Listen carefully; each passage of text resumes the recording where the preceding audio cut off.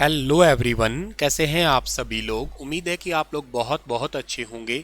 आज है 1 जनवरी और 1 जनवरी 2024 के हरियाणा करंट अफेयर इस वीडियो में हम लोग पढ़ने वाले हैं। आप सभी को Radhe Radhe. I wish you very happy new year. भगवान आपको इस नए साल में सद्बुद्धि दे, भगवान आपको इस नए साल में ताकत दे, भगवान आपको नए साल में अच्छा स्वास्थ्य और बरकत बख्शे और के साथ साथ आपको सरकारी नौकरी की जो इच्छा है आपकी वो जल्द ही पूरी हो जाए। और फिर इसके बाद में एक आपको, अगर आप लड़के हैं तो सुंदर सी आपको छोकरी दे, और आपको लड़की हैं आप तो आपको सुंदर सा छोकरा दे। ठीक है ना, लायक छोकरी और लायक छोकरा मिले आपको, अच्छा पार्टनर आपको मिले।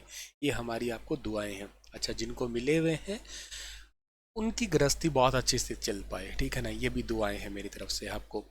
चलिए सेशन की शुरुआत करूं तो पिछले सेशन में मैंने आपसे एक सवाल पूछा था, वो क्या रहेगा कि सुप्रीम कोर्ट कॉलेजियम ने किस को Punjab and Haryana high court में बतौर चीफ जस्टिस नियुक्त करने पर अपनी सहमति दी है। तो इस सवाल का ठीक आंसर था जस्टिस सील नागू।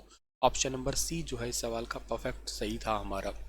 आधारशिला बैच लेना चाहते हैं तो स्टार IQ एप्लीकेशन पे आप न्यू ईयर कोड लगा लेना। ठीक है ना, ये ऑफर वैलिड है आपका आज के लिए। न्यू ईयर कोड लगा लेना, आज और कल 2 दिन के लिए वैलिड है ये आपका।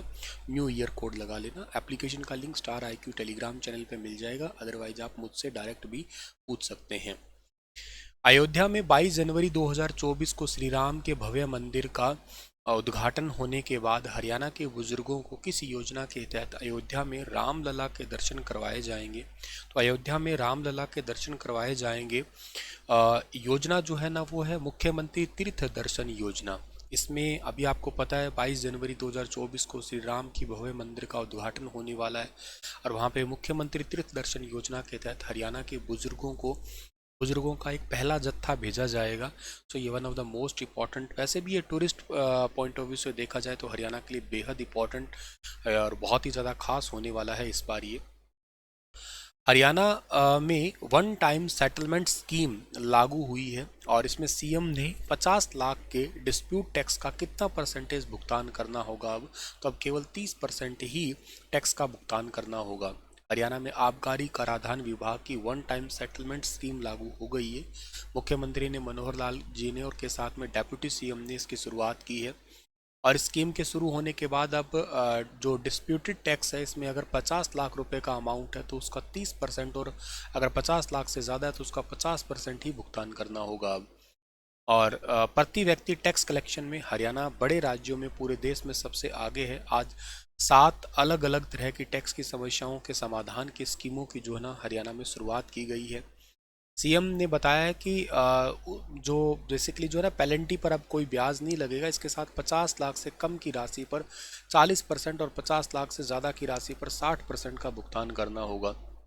ठीक है, सो एक मतलब नया टैक्स व्यवस्था या टैक्स को लेके जो है ना हरियाणा के अंदर फैसले किए गए हैं। ठीक है, हरियाणा के किस गांव में लाडो पुस्तकालय बनाया गया है। ये कुछ इंपॉर्टेंट क्वेश्चन है जो आप लोगों को ज़रूर याद रहने चाहिए। अब कुछ संडे होने के चलते कुछ नई न्यूज़ अपडेट तो नहीं है, लेकिन इसमें से खास सवालों में से एक है ये।